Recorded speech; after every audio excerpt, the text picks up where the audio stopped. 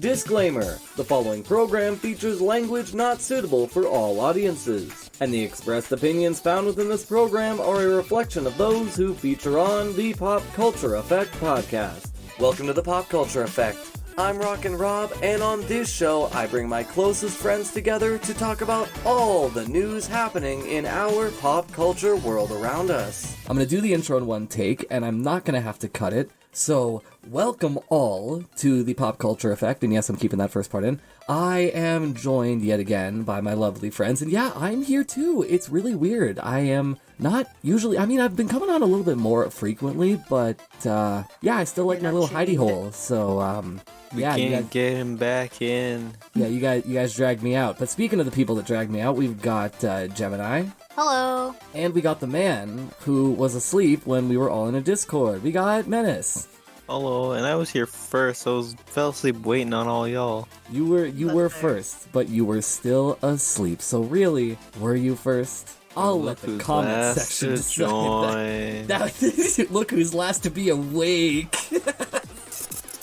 They did it again. They posted a video literally a half an hour before I have to go to work. But I'm still going to talk about the latest episode of the Amazing Digital Circus, Episode 4, Fast Food Masquerade. Now, this was a very interesting episode, as this was all based around Gangle wanting a level of normalcy within the adventures. Now, this takes them to Spudsy's restaurant chain, as Kane puts Gangle in charge as shift manager, which we get a little bit of a lore drop suggesting that she was a shift manager previously before being trapped. Now, this whole episode had a really interesting concept with a very creepy underlying tone, both with just how unsettling things can be, but also just the overtly corporate messaging that they were trying to get across. And I thought it played really well. Now, eventually, the shift goes on, and everybody has their own differing reactions to it. Pomni has trouble seeing Gummy Goo as an NPC again without his more advanced AI. Ragatha ingests some of the stupid sauce, so she becomes pretty much just an honesty hate bug where she just spreads a bunch of not so nice things. And Jax just kind of hates the whole thing altogether, but Zubul is at least there to try and support Gangle, but she just feels throughout the whole shift and throughout the whole adventure that she kind of just let everybody down and made them hate her. But in the end, at least Pomni, and by extension Zubul in the final scene of the episode, were able to at least help and be there as support systems. However, we are getting some more intricate details about other characters, showing that Ragatha may not always be as genuine as she lets on. And there were also several moments where I thought Gangle was actually going to abstract, which I think is just a matter of time. Now, this episode was beautiful in all aspects, as it was much more of a low-key episode, but I feel like it still matched the quality of all the other episodes, with a lot of great callbacks to previous episodes like the Gloink Queen and, like I said, Gummy Goo. And speaking of that, Pomni had a really hard time. She kept trying to say hi to him, see if he recognized her, and it just never happened. But the one thing I loved about it was how Gangle was treated, because at the top of the episode, Zubul gave her a new mask, which was plastic, and she was able to use this mask to have this kind of persona of being this boss, which kind of just rubbed everyone the wrong way. But at least by the end, she was able to have solace that Zubul was her honest friend. But I think the coolest aspect of this episode was the fact that we got the reveal of the suggestion box, which means this whole time, everybody's been putting in suggestions that Kane has just blatantly ignored and forgot about. So I really hope this comes back and we get more suggestion box episodes. This could maybe even be a short series if they want to lengthen the overall series, but at least from what the creator says, they kind of have an idea of how they want to have the beginning, middle, and end of this series to be. So I'm just here for the ride, and I'm also here to tell you exactly what went down. This was a wonderful episode, and I definitely suggest that you, if you haven't already, go check it out. But that's been all I have to talk about on the 4th episode of Amazing Digital Circus. But now I think it's time for me to send it back to me and my friends for this week's episode. Anyways, we've got a lovely episode for us today. A lot of cool, interesting topics. stemming from some of the things we've been talking about over the past couple weeks, you know. So I think the first thing, I'm really curious about this because I know we've been talking about it constantly. But Gemini, what are the updates coming out for Arcane? So, if you're not aware, which I feel like if you aren't, it's probably because either A, you aren't really into animated TV shows, not really a fan of, I'd say mostly boiling it down to TV shows in general. If you aren't, then they had released, I'd say about a month ago, they started the release of Arcane Season 2, which we had talked about it a couple times before in the past, but now they have fully released the entirety of Season 2. It is the final season for Arcane. They said they were only doing 2 seasons, and I had finally gotten my lazy ass to get around to watching it. And I will admit, quick warning, this will be pretty heavy for spoilers, so you know, that is that, because I can't stop myself when I chatter on about shit. Anyway, one thing I will say right off the bat with it, I am very happy that they maintain the same quality of animation, because a lot of times with animated TV shows, the animation quality does tend to decrease with continuing seasons. One great example of this, ironically, one great example of this is I would consider Invincible. Season 1 was very nice, very well animated. Season 2, you can see a very stark difference in even the art style and animation. Is it bad? No, but it's a very, I guess for me personally, as someone who is an artist and almost went to study animation, I can see those things much easier. So like that's a prime example. There's probably other TV shows that have had a decrease in quality as the seasons continued, not even just from story, but from an animation perspective, an art style perspective. With Arcane, they did maintain the same style and the same animation, and so I will give them credit and props for that. They did very good in that aspect. I feel designs, they still did very well. The music that they... One second, my Pepsi's fighting me. Anyway. Your Pepis. My Snepis. Anyway, so when it comes to the music choices that they did, again, they did very well. For me personally, I'm not a music fan, like a music nerd, I guess you could say. So I didn't vibe with a lot of the songs versus season 1, but they were still very good songs that they chose. They still used the same one from the first season, which was Enemy by Imagine Dragons. That was still the same opening song. Fits perfectly, you know. I think they did really good. They got a lot of pretty newer, but still, they got some new and old, like, artists, and some I haven't really heard of, but they're still relatively popular. You know, they had the Heavy as the Crown that they used for their Worlds music from Linkin Park. That was in it. They had gotten Ash Nico. She did a song, Paint the Town Blue. They got some other people. Some of them I'm not real. I think they did 21 Pilots. They did a song for Arcane as well. Let me pull up because I'm not familiar with all of them, but like they got 21 Pilots. They got Woodkid, which Woodkid was, I think, in season 1. They did a song. David, or D4FVD, did a song, which he also did a song for Invincible season 2. Then they got some other names that I'm not fully familiar with. I don't know if they're popular. They got a French artist. I'm not even going to try to pronounce it properly. I will attempt. Ma Mujer Ennemie. It's French, okay? The French language is weird. Sorry. But I don't speak it. Are you sure you're not just weird? I am, but the French are weirder. Oui, oui. I don't speak baguette anyway. I think they got a lot of individuals to make a lot of songs for season 2. So with the music design, music aspect, music department, they did really well. Character design, they still popped off. I'm gonna be honest though, their pacing was bad. I will be dead honest, their pacing was very bad. At least towards the end. Yes, it started out strong. It started out pretty much, and again, heavy spoilers for not only season 2, but season 1 if you had not seen it yet. It starts out pretty much where season 1 left off, where the explosion had happened from Jinx firing the rocket, the Mega Death rocket, towards the Counselor Tower. It pretty much picks up right after that, the consequences, the aftermath and everything, and it just like honestly, I don't think there is ever a moment for things to just kind of like slow down. It is just constantly like things are happening, and that's one of the problems I feel where the season 2 kind of fell short.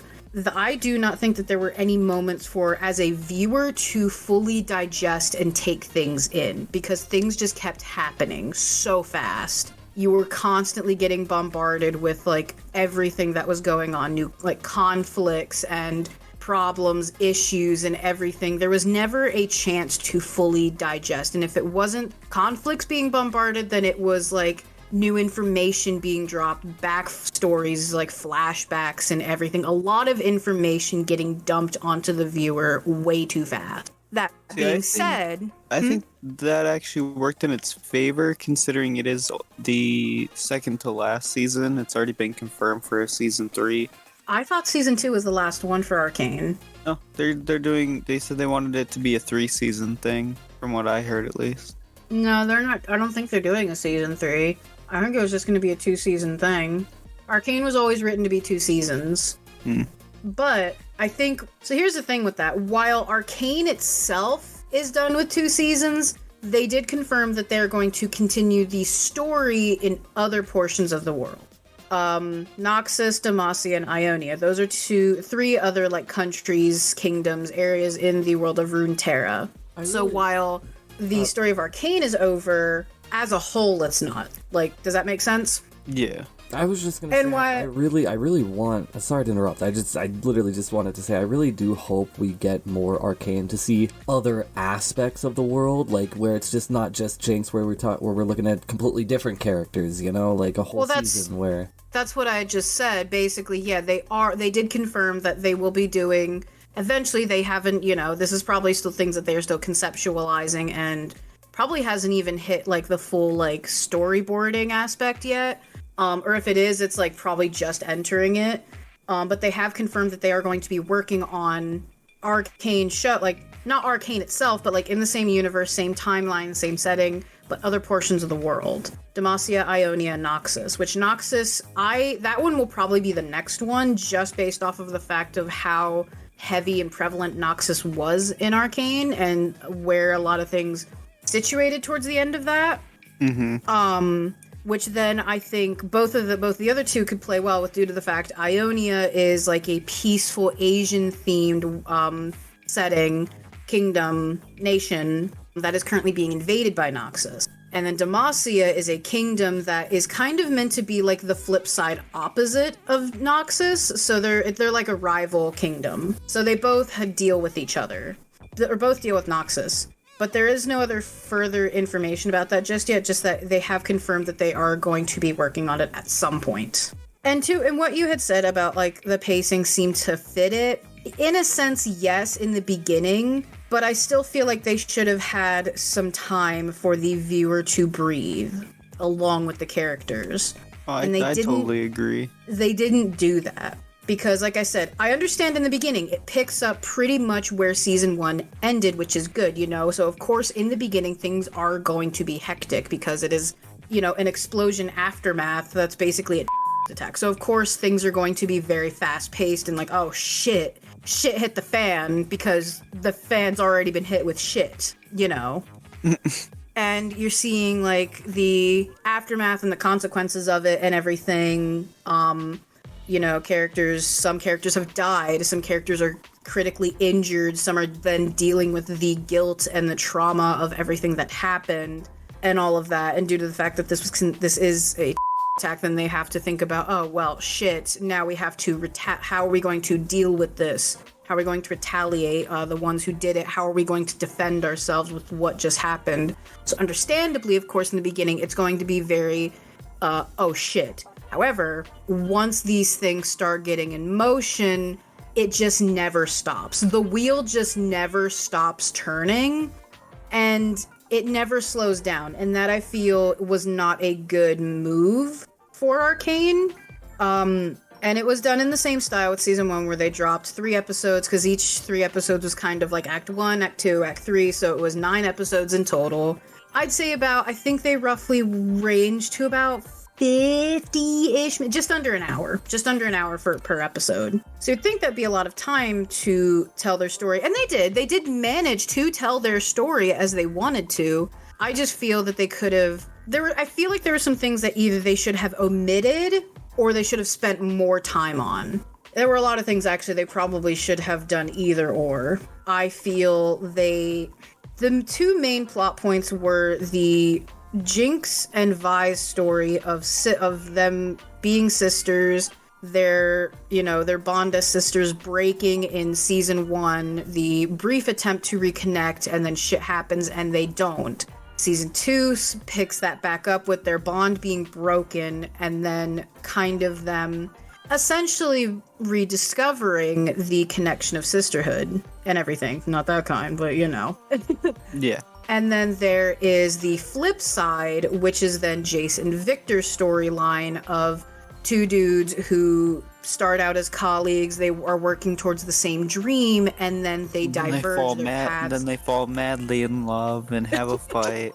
Yeah, they break up. They have a fight. They have a nasty breakup. They go their own separate ways, and then one becomes Robo Jesus. Yeah. So here's the thing: when it comes to backtracking to the character designs. With some of them, they were not bad. Jinx's designs were pretty decent. Vi, she had some Rhea Ripley vibes going on there for a hot minute. Victor, though? Caitlyn, well, Caitlyn was missing Caitlyn. the top. She's missing the top hat. Wasn't good enough. Yeah. Mel, I think Mel, some of the things with Mel could have been touched on a little bit more, but her design was still solid near the end. Jace ended up looking greasy and homeless, understandably. And then, yeah, Victor's design was interesting. I actually I like the path they went for his design, because in the game, he's called the Machine Herald. And so in the game at least, his whole concept was he was this man who basically was like, you know what? Being human. Being human is weak. It is a weakness. I'm going to turn myself into a machine and bring about this new glorious evolution. That's literally his whole thing, the glorious evolution. And that is brought into Arcane. And I will admit, to an extent, I kind of like what they did with it, but I feel like they also kind of shot off a little bit in an opposite direction that goes, that's a bit weird. Because I think in the original, he was just kind of like a Doctor Doom kind of character.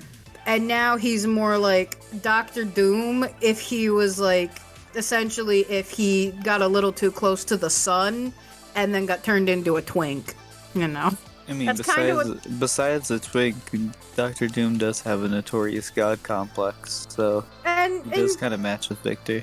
It does, because with Arcane, he does keep that, like, he starts out thinking he's helping those, and then in doing so, he ascends to practically godhood, and then starts to believe, like, I am doing this for the betterment of everybody, and people are like, dude, you're literally killing people and, like, ruining things. He's like, nah, it's the glorious evolution.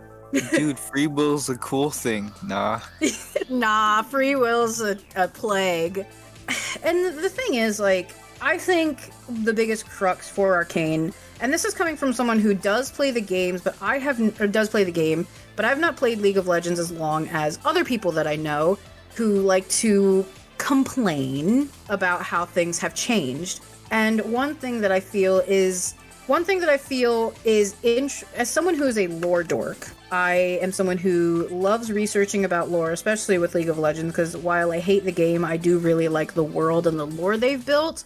I feel it is definitely an interesting leap to take the lore and universe they have created with Arcane and make that the new dominant canon lore for the physical game itself. Because then you start getting into some weird retcons that are a bit like, okay. I think that's just gonna have to be like, wait and see where we get this. It'll fit. Just give us time, kind of thing. I get that, but like with their skin, because like when they do skin lines, they're already admitting that we utilize these characters in other universes. Half the time, it's 95% of the time, it's just to make funny skins or these cool looking skins, and it's to give the skin a backstory. But I feel like that's honestly what they just probably should have committed to. Where it's like, this is game Jace. This is League of Legends game Jace. And then this skin here is the TV show MCU kind of style of Jace. Victor, Jinx, Vi, Caitlyn, Heimerdinger, and everything, Echo. Those are all the ones that are, and I guess Mbessa now. Like, I feel they should have just done that rather than saying, no, this is our full, like, lore. And like I said, on one hand, this is coming from someone who actually enjoys the lore and a lot of the newer turn and, like, decisions they've been making.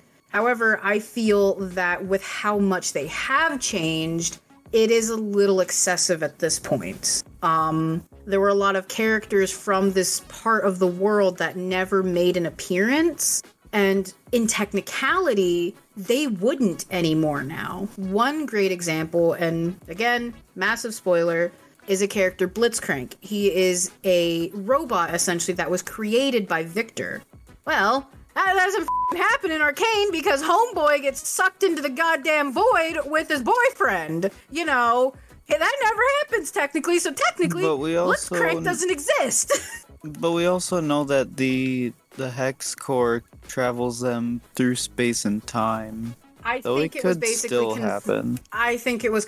I think the creators confirmed that they died. They pretty much got turned to dust. Jason Victor got like Thanos snapped essentially. Which, and by the way, how are they in Runeterra? How are they in League then? That's why I don't think that they should have done that decision of the Arcane lore is the new canon lore. They shouldn't have done that because Jason Victor basically got Thanos snapped. Jinx died. Like, she blew up. No. Okay. So since we are going spoilers, in the explosion at the end, you can see a little pink shimmer streak come out of the explosion, and in the next scene, you see Caitlyn looking at the vents before she smiles and chuckles. I'm pretty sure Jinx. So there's died. a high possibility that in the final moments that Warwick got a last bit and tossed her, and she shimmer dashed to those air vents, and Kate knows about those vents. And then she's like, oh, clever. Oh, you are right. Either way, it's implied that she kind of died. I guess she didn't, but... I don't know. I don't think that their story is quite over. If you don't see a dead body on screen, they aren't dead. I think that they are, but they're going with that ambiguous route. But I do agree with you, but we never saw Urgot, who used to be integral to Echo's story. Yeah. There's Urgot, Blitzcrank, Twitch. Granted, he's just a mutated rat, but whatever. Let's see. Urgot, Twitch. What do you mean? We saw him Blitzcrank. in season 1. He was the Shimmer Rat. I get. Oh god, there's probably some others that I'm not thinking of, but I don't play every champion in that game, so I wouldn't know. Oh yeah, no, you're right. No, I remember Camille. That she was one, even in season 1, where I had gripes about. So Camille is a Piltover champion, which is where like Jace, Caitlyn, Heimerdinger, they're from. She, in the game, was a woman who was from a rich family, some shit happened.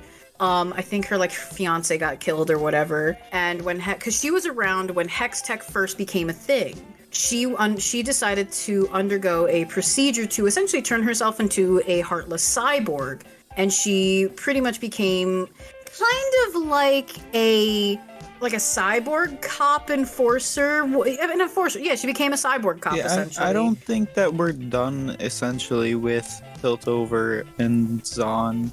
Probably not, but what I was trying to get at is one thing that bugs me is she was one of the first ones that got this procedure. She's canonically 80 years old, but she had this procedure done in her late 20s, so that's why Riot's reason to be all like, oh, this is a grandma character, but to sell the sex appeal, she's 20, but she's actually 80. That kind of situation. Yeah. So she still gets banging looking skins.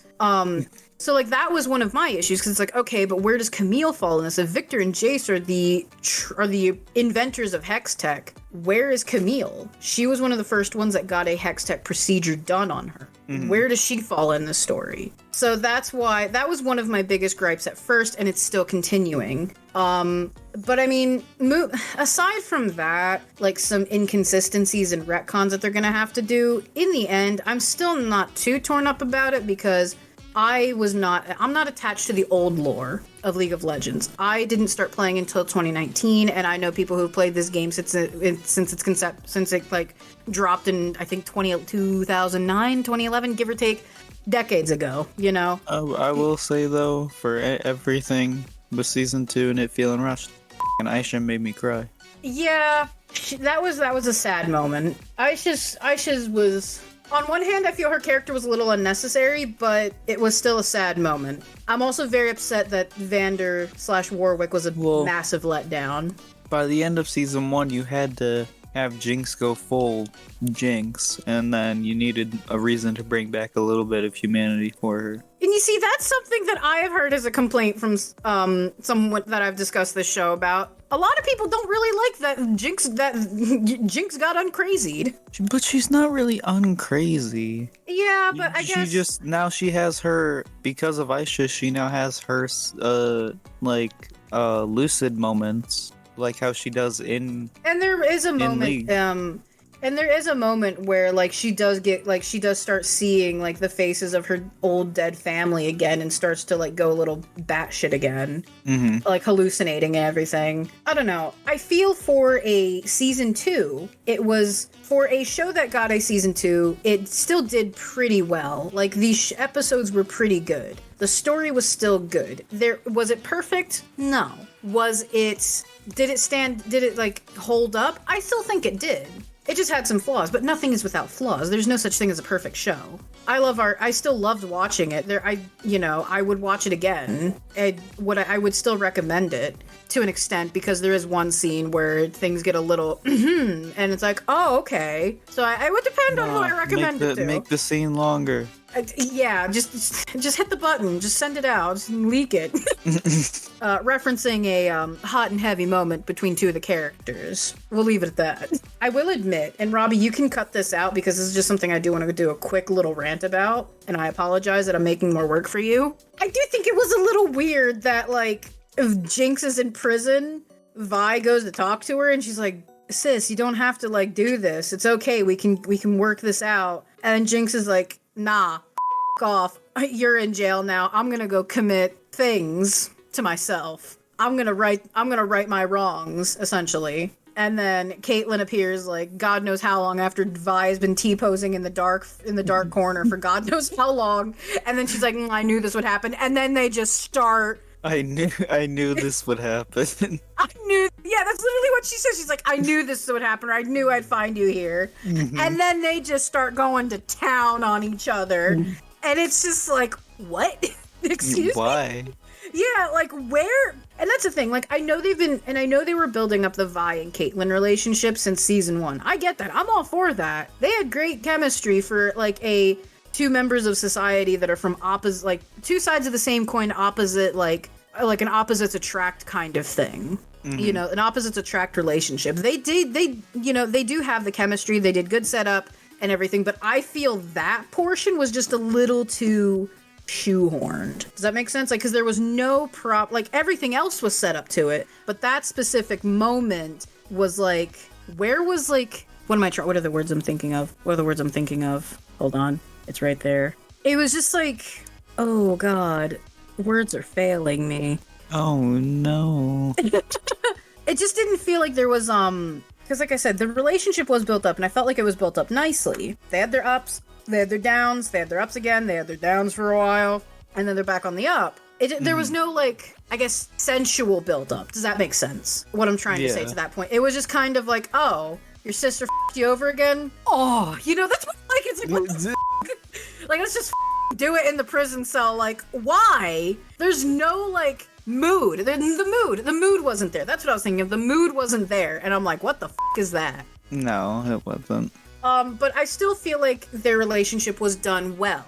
It was just that one particular scene where I'm like, where was the mood? The mood's not here, and you're still just, like, doing it, but okay. Mm-hmm. The other relationship, I guess we'll say 2, that made me go, interesting turn, was Jason Mel's. They also had, I feel, a very good buildup of a relationship in the first season. They had a little bit of the continuation in the second season, about halfway through, and then some shit goes down. Jace gets sucked into the rotting pits of hell. Mel gets kidnapped by a shadowy witch organization. They do their own things. They get separated for a bit of time, and then they come back. When they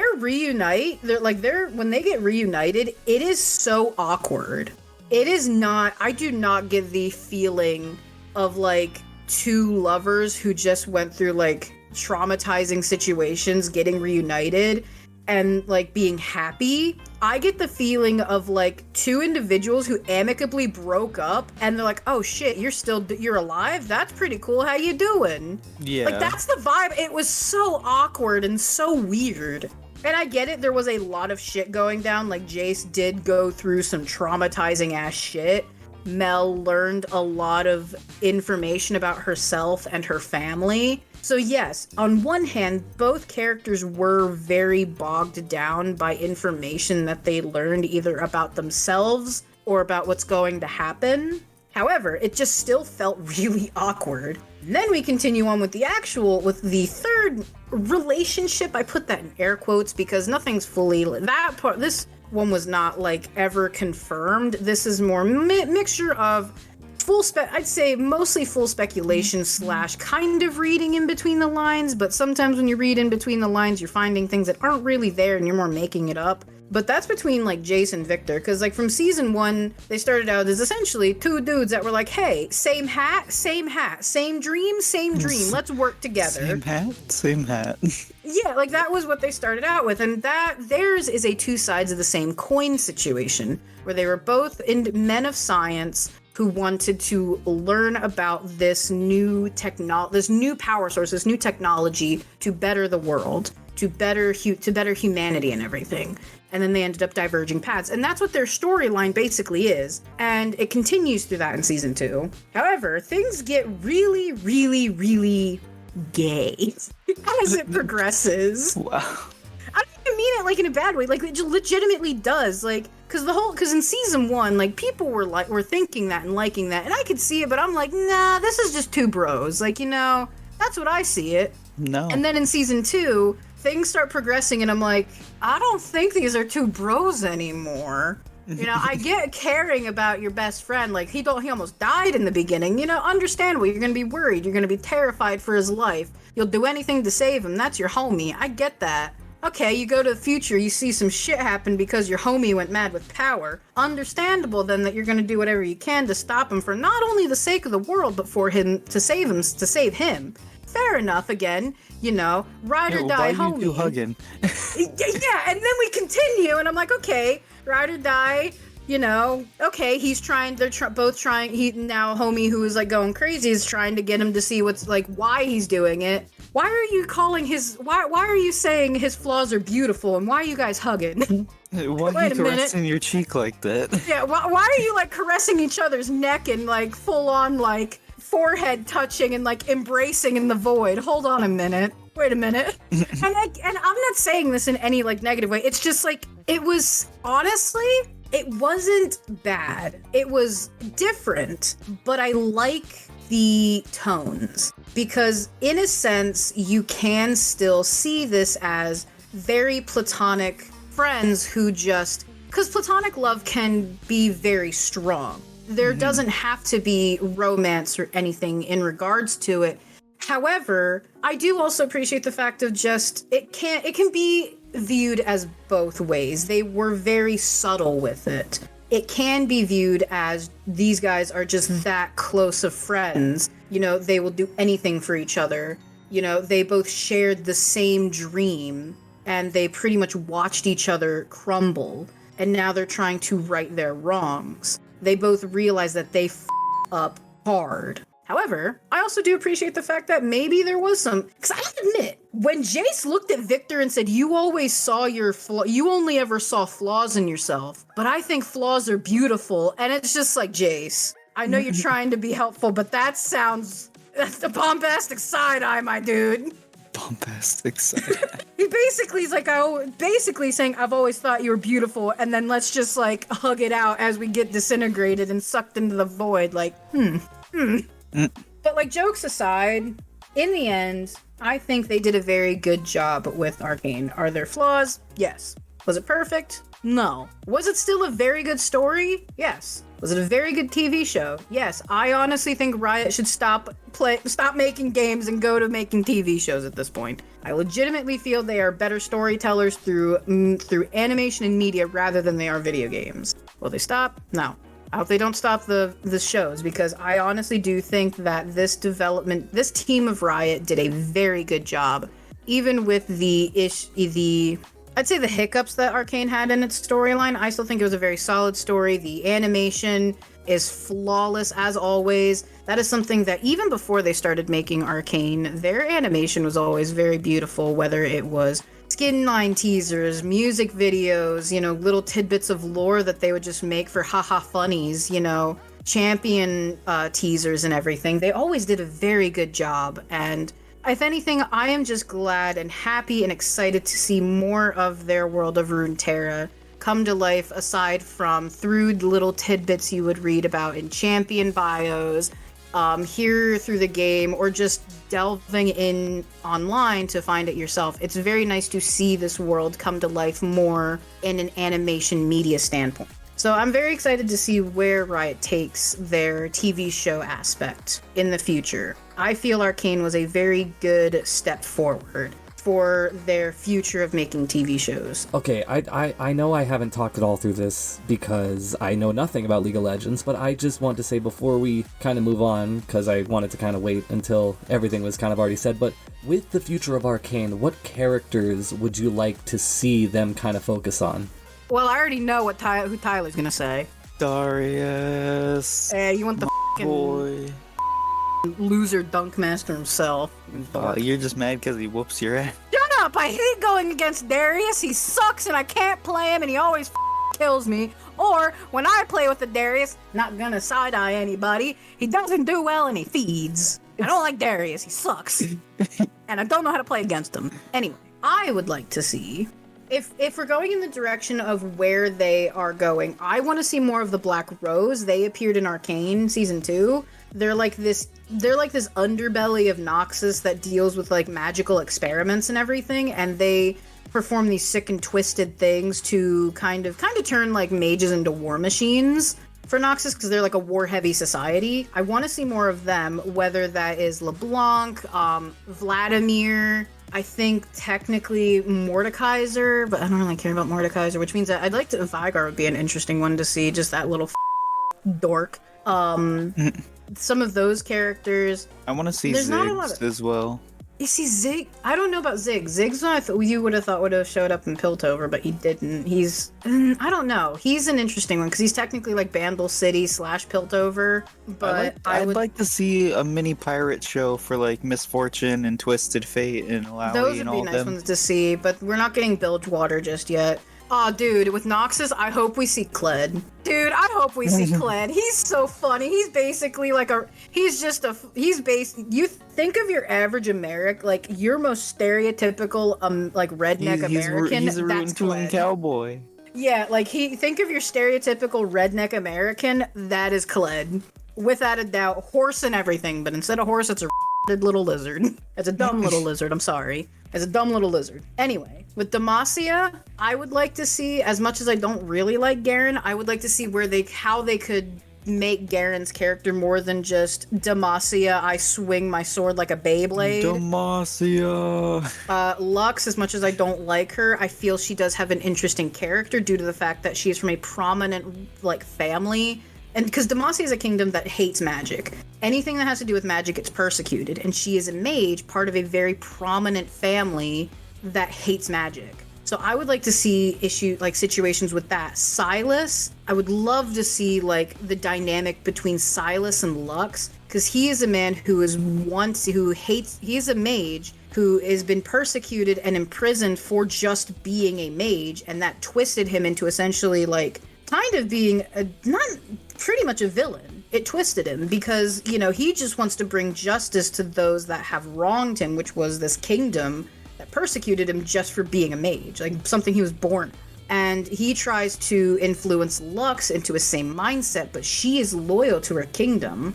So I would like to see that dynamic. And then with Ionia, I'm biased, so I would like to see the Beast Boy bastard himself set.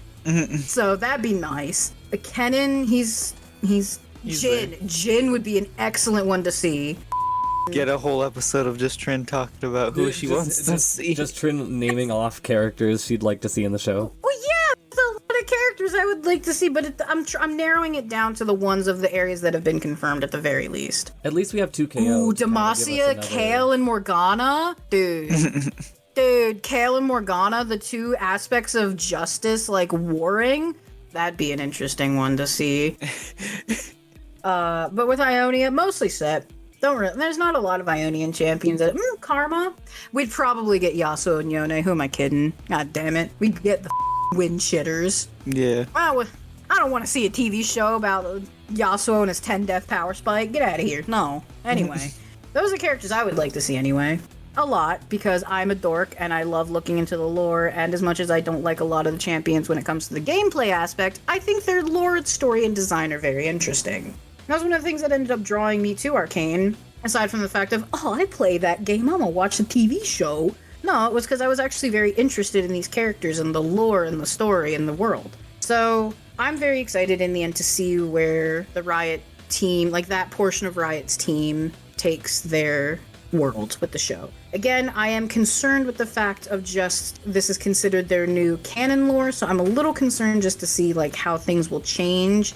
But in the end, I'm pretty lax about it. So it's like my back be having duck feathers. It'll just run right off. In the end, I won't give 2 shits. I'll be like, oh, that's pretty cool. That's an interesting twist. I'll be like, no, that's kind of dumb, but whatever. It is what it is. If they want to if they want to twinkify another character, go for it. I don't care. You know? At this point, you're along for the ride. Yeah, I really am. If they want to twinkify Darius, go for it. No. They probably they'd twinkify Draven. Yeah, honestly. They honestly would. So that's all I have for the whole update of Arcane. It has come to an end, at the very least, for this half of the story. There might be more in the future. Well, there will be more of, like, their TV shows, but at the very least, it seems like that is the end for Arcane that we know of. So thus, I have... So thus, I am dying at the moment. So thus, that's all I have to really say about it for the time being, unless some other big, interesting news comes out about it, which probably won't be for a hot minute, just due to the fact that Arcane Season 2 is dropped, and everyone's still got to be digesting that, even though you didn't get much time to digest it while watching. Now, I couldn't help but come back for one final story, just another quick one, and that is the fact that FromSoftware's parent company, Kadokawa, has received a letter from Sony, and I'm just going to read this verbatim. Notice regarding media articles. There are some articles on the acquisition of Kadokawa Corporation, hereinafter the company, by Sony Group Inc. However, this information is not announced by the company. An initial letter of intent to acquire the company's shares, but no decision has been made at this time. If there are any facts that should be announced in the future, we will make an announcement in a timely and appropriate manner. Now, for those of you that don't know, FromSoftware is the developer behind all of the great Soulsborne games, and Sony's gonna buy them.